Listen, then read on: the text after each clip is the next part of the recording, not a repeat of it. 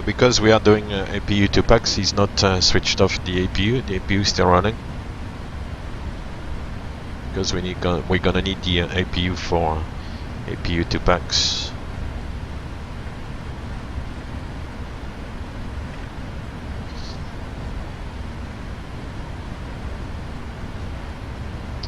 So more or less straight ahead until we get to a hotel, then it's gonna be on the right, and then we'll go full length runway 23. Before lining up, we need to configure the aircraft for APU to PAX takeoff.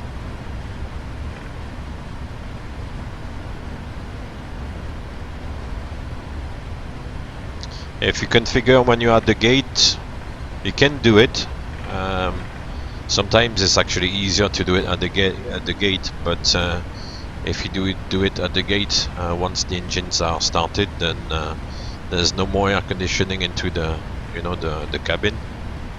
In the flight deck, it's still cooled down, but not in the cabin, and it gets stuffy quite quickly. So if you can, it's good to configure APU to PAX before just before lining up.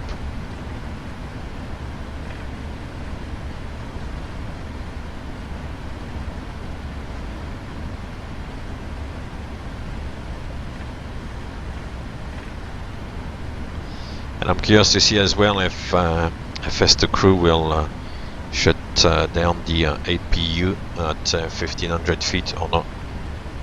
If he doesn't do it, I'll do it, but it'll be interesting to see. Right, so it's gonna be a right turn here. I know more or less where I am now.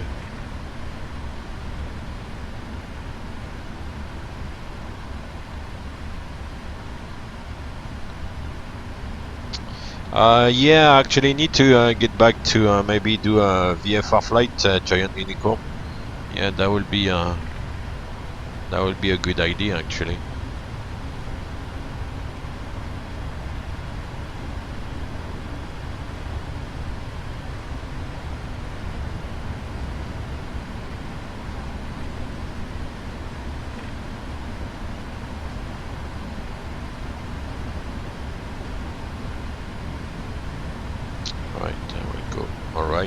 Here.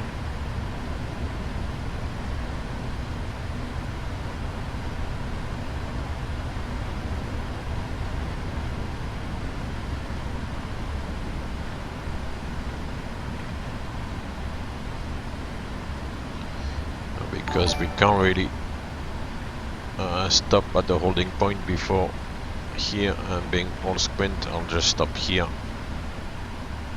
Right, that will do for the moment. Parking brake is set. We'll go into the FMC. We're gonna probably lose the performance, but that's the way to do it.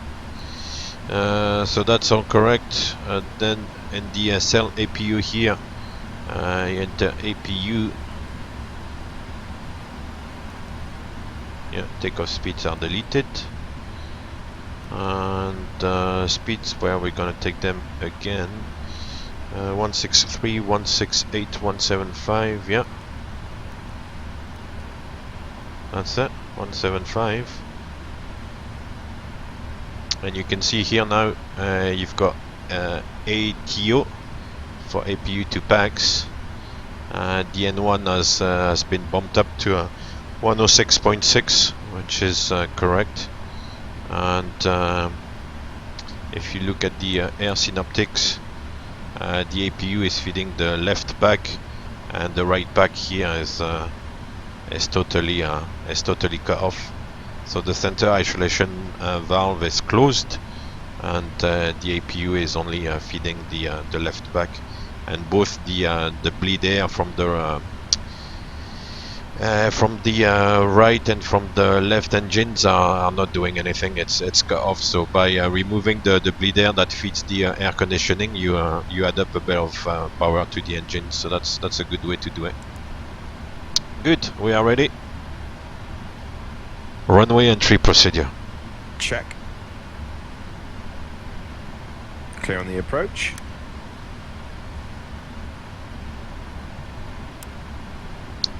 Oh yeah, you would accelerate like a Formula One. You would accelerate like a rocket if you were going like full blast empty. Check.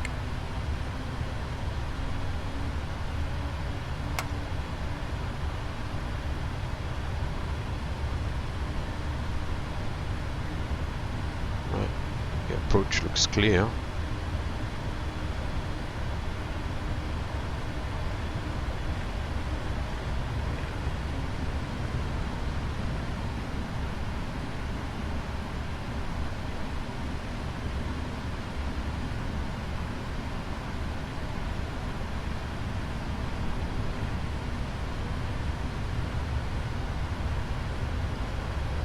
Yeah, we've got full length. I have control. I have control.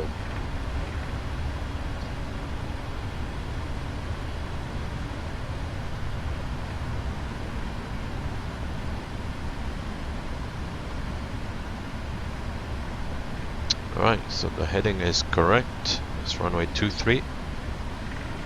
We'll start the timing.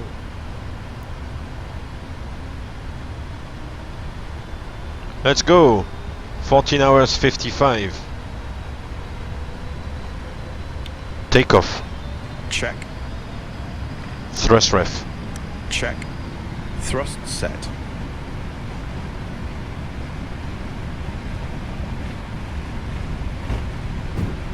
$80 knots. Hold. Check.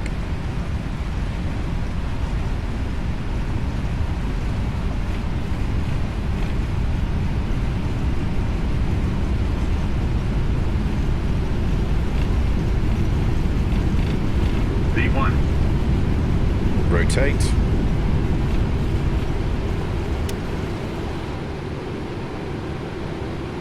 Positive climb. Gear up.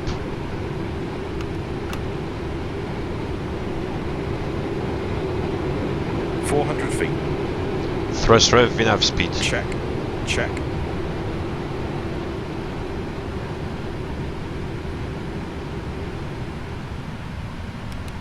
Climb. Autopilot. Check.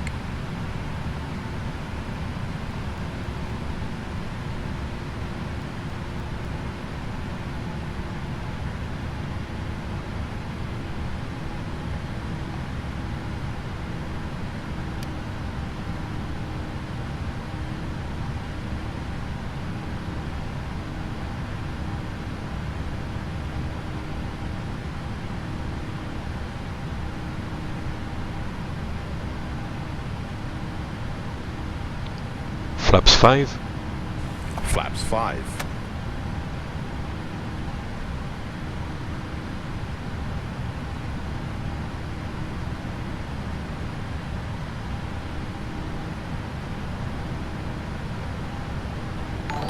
Right, we'll go to Beastie.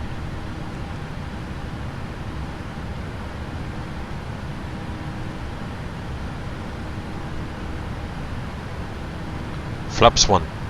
Flaps 1.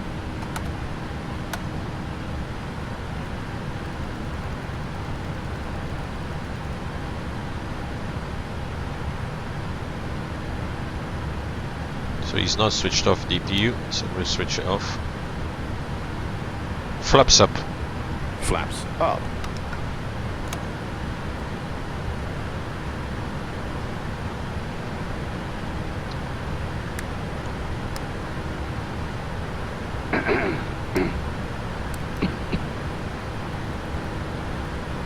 After takeoff checklist.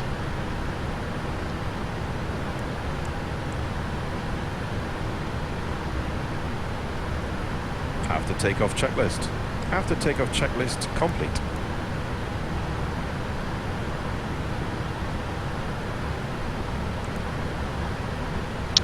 Good stuff. So here we go. I'll straighten the departure there and go to Namgi. That's it. And off we go. Yeah, this is the 300 ER, yeah.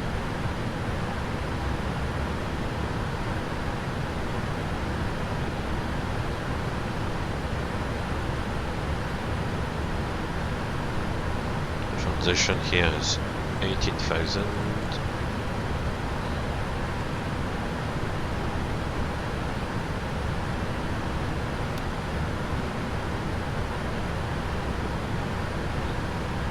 And now ATC says you are clear to Tony. So we go to Tony direct.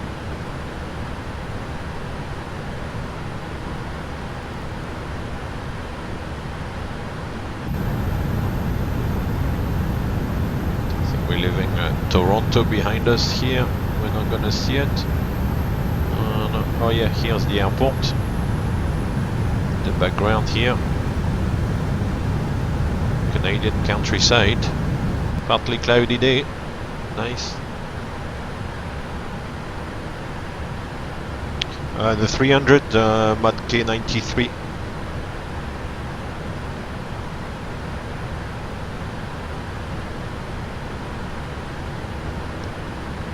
And we said we're only gonna go up to 290. And one Check. thing I need to remember is to go into the menu. I think it's actually back to the setup, the options, simulation, and enable the auto step climb, because I'm gonna be away at some point. That's it. Thank you for the follow, Raven 1121. Welcome to the stream. That's it, guys. We are now merry way. 10,000 feet. 10,000 feet. We can close the speed window, speed intervention cancelled, and accelerate to 320 knots now.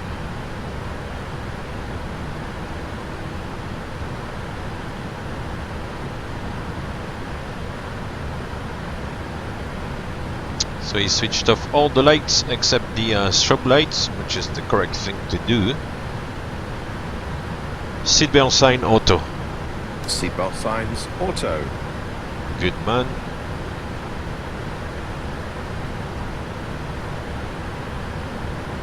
Off we go.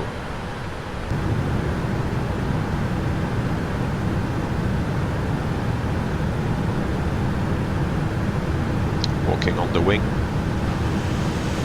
Wow.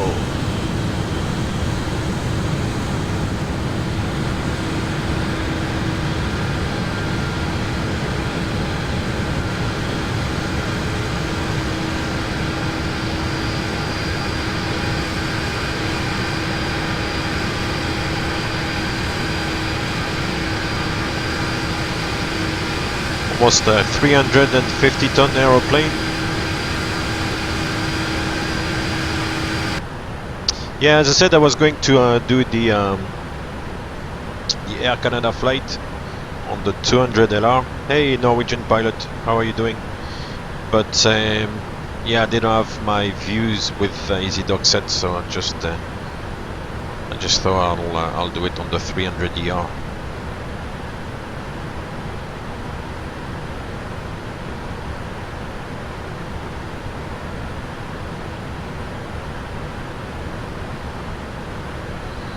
So 290 was good, and next it's recommending 250. The optimum is 291 for a max of 316. The step in 700 miles roughly. It's not too bad.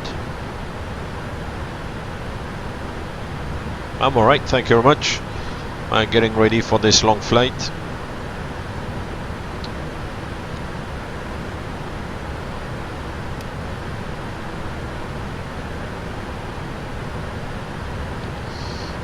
Take another shortcut. We're gonna go to Yankee Quebec Alpha.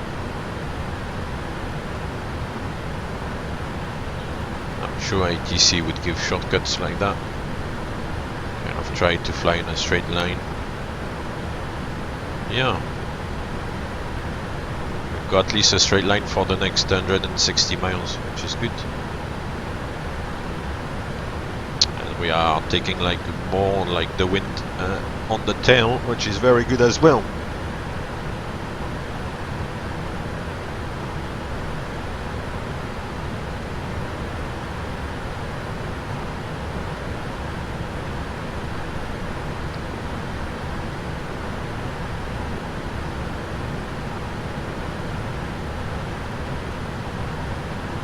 Nice little fluffy cloud.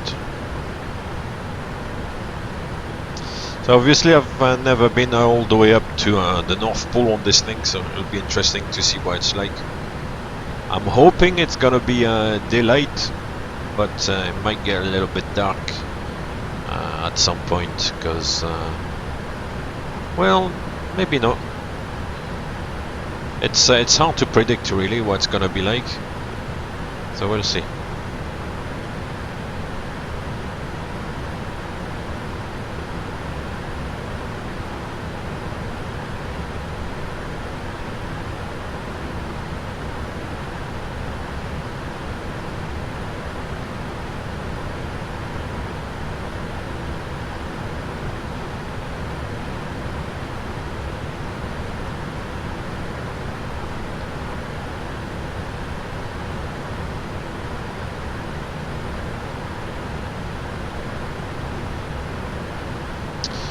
Not the geographical North Pole, because the magnetic North Pole is somewhere in the north of Canada, I think. But no, we're not flying exactly over like the North Pole, because the waypoint we're flying to are called Aberry. Find my chart. The location exactly to be accurate. Let me find it on the chart here.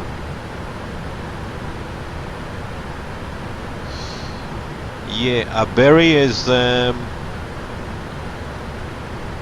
87 north, so you're about 3 degrees south of the North Pole. But I think transition altitude altimeters reset standard. Standard set. Yeah, one of the points actually. Yeah, 88 north. So we're going up to 88 north on the kind of GMT meridian 00 east, and then we go to Aberry, which is actually we're actually going back down a little bit at 87. So we're going 88 north and 87. We don't go exactly at the top, but we're very close.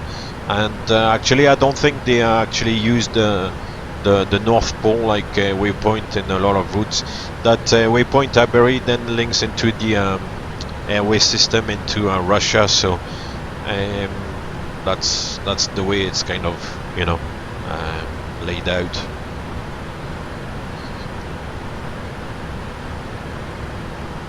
The ADF,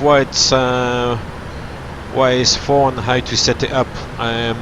The ADF actually is not really used anymore too much, certainly not on those aircraft, although it's enabled here, but we don't really use it. But what the ADF is a radio beacon that sends a signal in all directions, and on the aircraft you have a receiver, and the receiver will have a needle that points towards the radio beacon, and all you do is kind of keep the beacon like pointing forward to head to the radio beacon. That's what it's like. So to set up on the kind of conventional aircraft, you have to enter the frequency of the NDB to obviously like have it tuned to your radio navigation equipment and navigate to it basically. And yeah, the magnetic North Pole is always changing. That's true. Yeah. Oh yeah, 87 degrees north is way up there. Giant unicorn here. It's way at the top.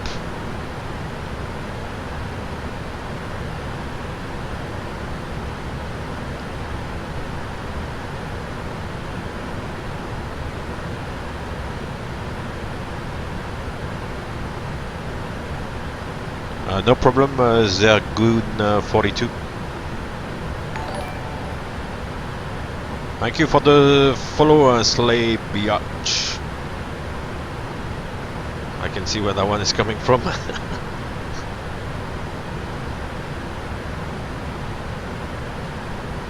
So these routings are like going over the North Pole, as I said, are sometimes quite economical for like airlines to go on top, because as I said, the winds are usually quite slack. There's no much wind up there, so if you've got like the strong jet streams over the North Atlantic, over the North Pacific, it sometimes makes sense to go a little bit, maybe depends on the route, but sometimes it makes maybe a little bit more sense to go all the way up north. Zwergun 42, thank you very much for the subscription. Welcome to the team, sir. So yeah, it will make more sense to go over the North Pole rather than to go over the North Atlantic or go over the North Pacific with the strong headwinds. Even if it adds a little bit to the distance, maybe it depends on the route, of course. It's quite variable, but if there's no wind, even if the route is a little bit longer, you're gonna overall the flying time is gonna be shorter than if you face a headwind for like 4 or 5 hours. It's obviously understandable. And also depends on what they call, you know, the Great Circle line as well, the Great Circle distance. Sometimes actually, if you go, for example, on Google Earth and you try to draw a line from 2 points, sometimes the shortest route is actually to go all the way up north. The profile picture, the one up here. In the top right corner of the stream, that was taken by me somewhere over the Atlantic, I think.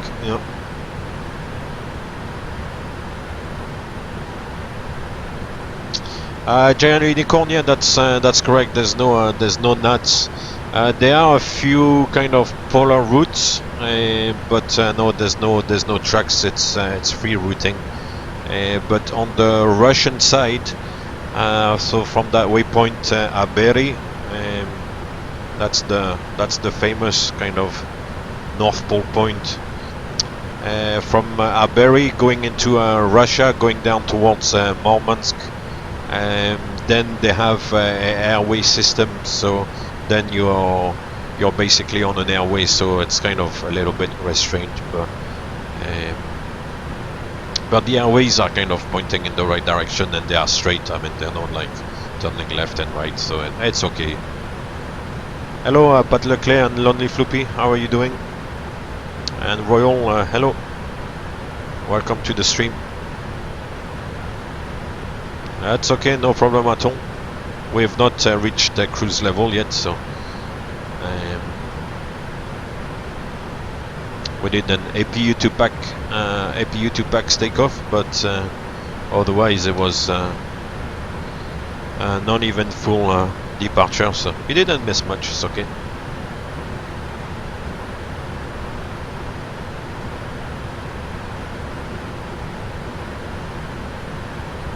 So we've got a good tailwind to start with. It's good. As I said, this is exactly the route I found on Flight Aware, and that was the actual route flown maybe a couple of days ago by one of the flights. I think there's a couple of flights a day with Cathay Pacific, and then there's also an Air Canada flight pretty much every day. And this was one of the routes flown on Wednesday, so a couple of days ago. I think it was by the one of the Cathay flights. It might not be the most efficient route today because they reassess every day, because there's no like a set route to go on such a long flight. Like the dispatchers kind of reassess every day, you know, the above all like the weather conditions, the wind in particular. and the route pretty much changes every day. So some days they kind of go like we are today at the moment, going kind of northeast and go like towards the pole. Sometimes it's maybe more going northwest and maybe go like north of Alaska, kind of that way, and then go down the other side. 1,000 feet to level off. So it all depends on the winds on the day, and from day to day the routes actually like change.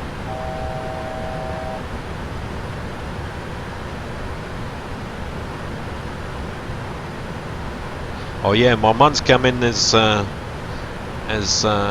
a famous place, because I understand that's where they've got all the or some of the submarines, and it's yeah, it's looking into the big north.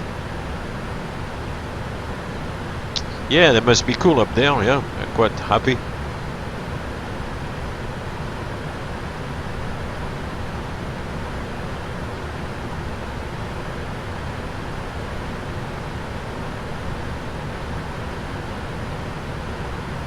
So we're gonna level off at 290.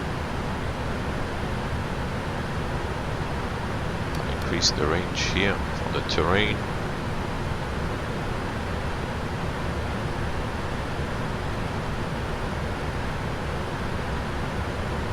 And now we're heading for 50 degrees north, 76 west.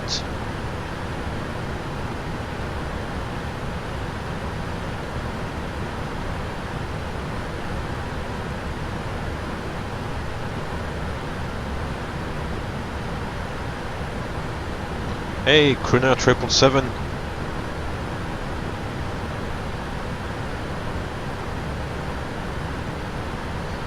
Russia won't allow a Norwegian to go polar because of the Thai crew. Fantastic.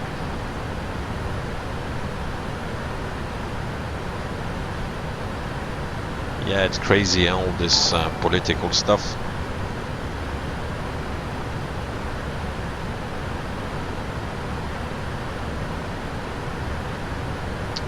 So that's it, we're gonna settle down into the cruise. Optimum is 291, we are cruising at 290, that's good. For some reason it's recommended 250. Next step to 310, it's at 1546, so in more than 1 hour, and 600 miles roughly. Yeah. What I'll do is I'll update the winds.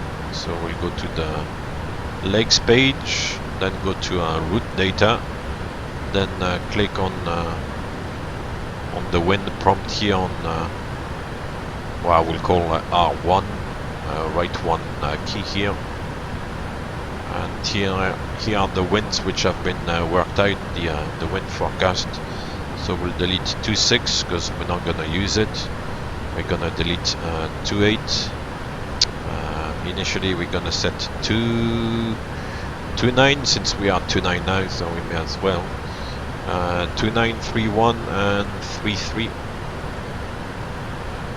and 35. So we've got all the odd flight level numbers because we're gonna kind of fly in a easterly direction initially.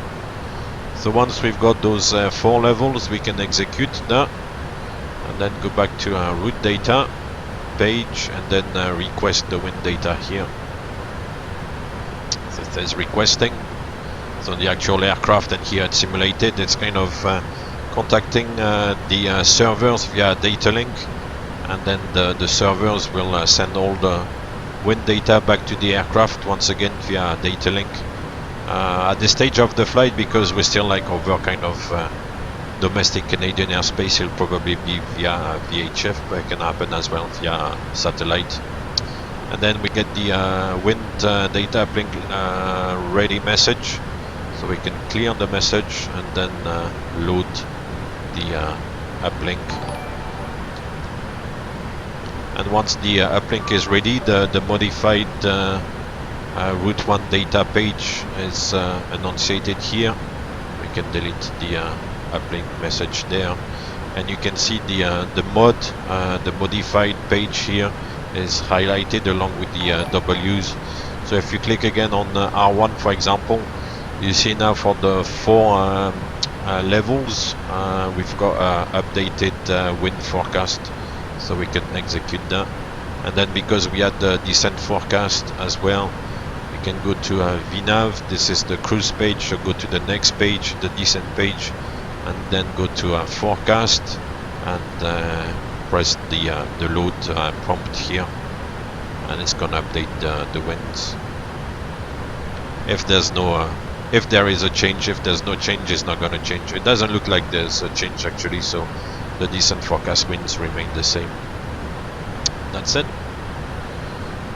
So we've got 453Z on arrival. We've got a kind of updated little bit data there in the FMC, which is good.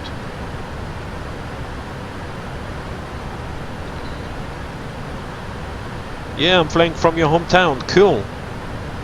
Yeah, from Toronto. It is a good flight. It's possibly one of the longest flights around, and there is potential for like a polar routing. So that's what we're gonna do today. Thankfully, as I said, they flew polar like a couple of days ago, so I got the route on flight aware. Yep, and put it into PFPX. It was a little bit difficult because some of the waypoints are like some of the waypoints are made up of latitude and longitude coordinates, but they are not like whole numbers. Some waypoints are like one of the waypoints, for example, I think it's the second one here, was 55 degrees north and 72 degrees west in 20 minutes. So initially, like, PFPX didn't recognize, and I had to kind of work out a little bit how to enter all these waypoints. So it was a little bit difficult. That took a little bit of time to get all these waypoints. But this is the actual route, like, flown by one of the Cathay flights like a couple of days ago. So that's good. Hey Kim KFPS, how are you doing?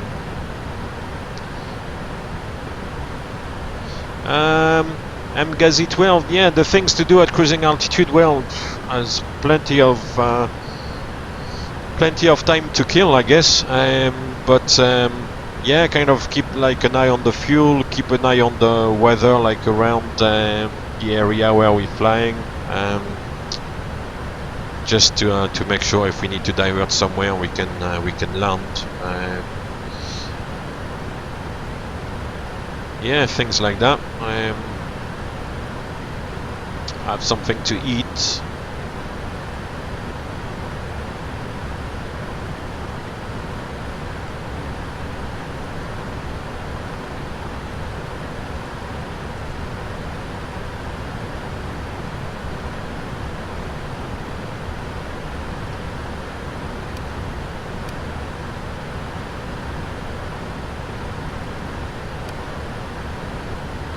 Right, so we're looking at Goose Bay.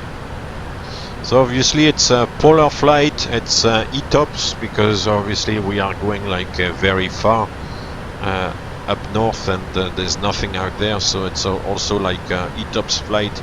There's quite a few procedures going on as well. You've got to keep an eye on the fuel temperature to make sure that the fuel doesn't cool down and kind of like freezes basically.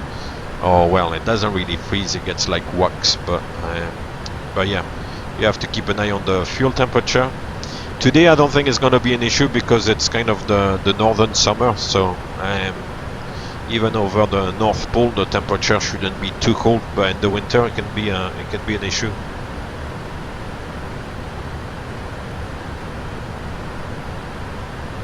Yeah, that's what they want to do, Giant Unicorn. Yeah, they want to start like the flights to the States with the 738 and the 737 MAX. Yeah,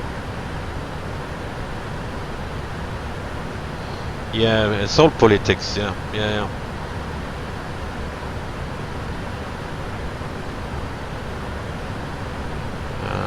Hold on, initially thinking of Quebec City as well as a possible place to go to. There's no failures enabled, obviously, because I want the flight to be completed. So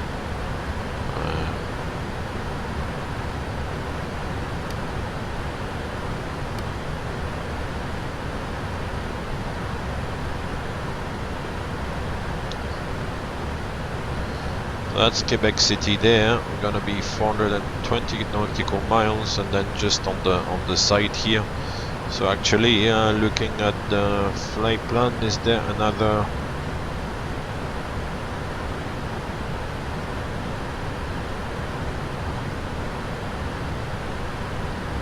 We enter Etops, 169 nautical miles before 55 degrees north and 72 degrees west 20.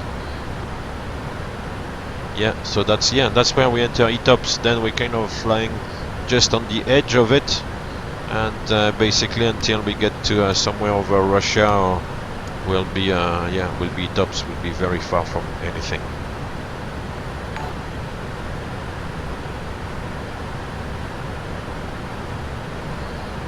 Oh, that's a good one, Mega LT. Etops, engine turn or passenger swim? Yeah, it's a really good one. I'd never heard that one before. It's a good one. Engine turn, engine stern or passenger swim. That's a good one, man. Well done for that.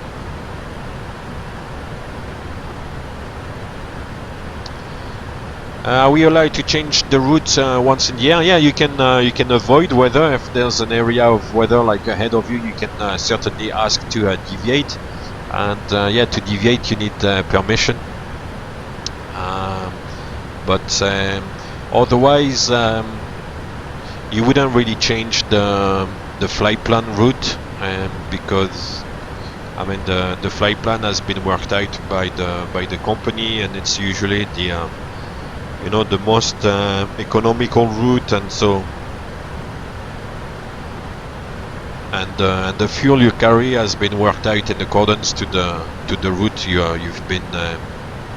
you've been assigned. So if once in the air you decide to fly your own route, then your fuel planning and everything kind of goes out of the window. So we wouldn't really do that. If there is weather on the route, you would obviously avoid the weather and deviate a little bit, but then you would come back on the route as soon as possible. So, but yeah, you wouldn't take another route than what has been flight planned by the company.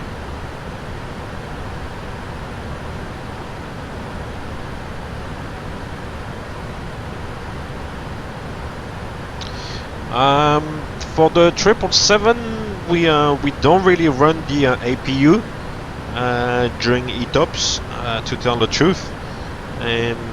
Sometimes the company asks us to test the APU like in flight, so they'll they will just ask you randomly really to start the APU in flight, just to make sure it's actually starting, because if, for example, you have an engine failure, it's part of the engine failure checklist to then start the APU to provide some electrics and stuff. So,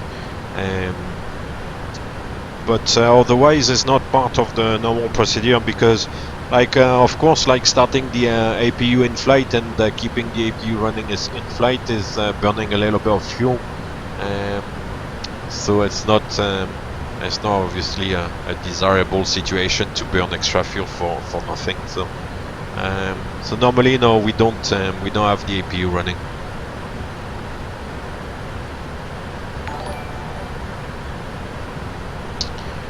The difference between Econ Cruise and the LRC Cruise, oh man, I've got a feeling of being on a training flight and being quizzed there. The LRC usually it's about decimal 8.4. Let's see, yeah, it's giving us decimal 8.4, and it's basically a long-range cruise. So it's there's something to do with -1%. I'll need to look into the books to tell the truth.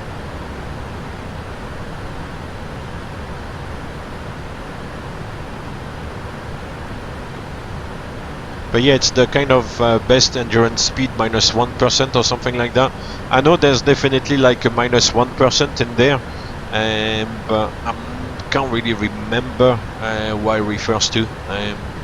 But yeah, basically it's the best speed.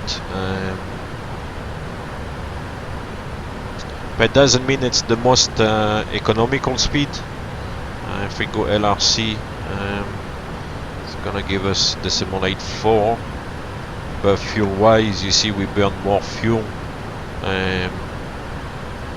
because now it shows 10.7. If we stay on econ, if I erase that, we're now showing 11.2. so by being on econ on a low cost index, it's obviously more economical. We burn less fuel. Time wise, obviously we lose a few minutes there.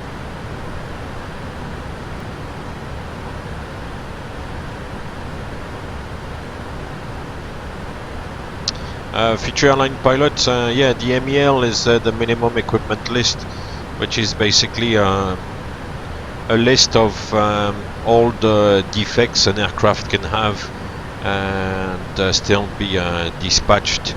So basically have maybe, I don't know, some instruments broken or some function of the aircraft not fully functionable, fully serviceable is the word I'm looking for, and you still can go, it's allowed to go. The AIS, is it that Aeronautical Information Service? A bit like the AIP, I don't know, and SSA, I'm not really sure what that stands for.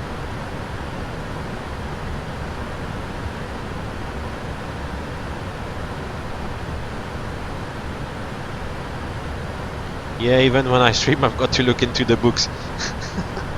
Yeah. Now I remember like having that conversation about LRC, and it obviously stands for like long range cruise, and yeah, it's obviously like a speed sheet. It always is more or less the simulate 4. It never changes, so it's a kind of like set speed. And actually the simulate 4 is a good speed for the aircraft, but obviously burns a little bit more fuel, but yeah. So we'll be like the best endurance -1%, so that's maybe why it burns a little bit more fuel, because it's not the best endurance speed. It kind of burns a little bit more, as you could see there. Because the best endurance speed basically is cost index 0. That will be the best endurance. You kind of, you know, reduce the fuel burn to as low as possible. So if you go LRC, then it's like -1%. So that's why it must be kind of rings a bell in my troubled brain.